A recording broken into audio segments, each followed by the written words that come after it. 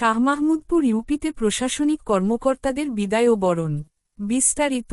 চাঁদপুর সদর উপজেলার শাহমাহমুদপুর ইউনিয়ন পরিষদে বিদায়ী ইউপি প্রশাসনিক কর্মকর্তা মোহাম্মদ কুদ্দুস আখন্দ রোকনের বিদায় এবং নবাগত ইউপি প্রশাসনিক কর্মকর্তা মোহাম্মদ বিল্লাল হোসেনকে বরণ করা হয়েছে। বুধবার ইউনিয়ন পরিষদ প্রাঙ্গণে আয়োজিত এই বিদায় ও বরণ অনুষ্ঠানে ইউপি সদস্য কবির হোসেন রনির সঞ্চালনায় বক্তব্য দেন বিদায়ী ইউপি প্রশাসনিক কর্মকর্তা মোহাম্মদ কুদ্দুস আখন্দ রোকন, নবাগত প্রশাসনিক কর্মকর্তা মোহাম্মদ বিল্লাল হোসেন, গ্রাম আদালতের বিচারক ও ইউপি সদস্য মনিরুজ্জামান পাটোয়ারি, হিসাব সহকারী cum computer operator Faisal Bhuiyan, Shahadat Miji, Ziaur Rahman, Sohag Patwari, Ibrahim Talukdar, Kabir Hossain Roni এবং সংরক্ষিত মহিলা সদস্য ফিরোজা বেগম, মুক্তা বেগম ও লাকি বেগম।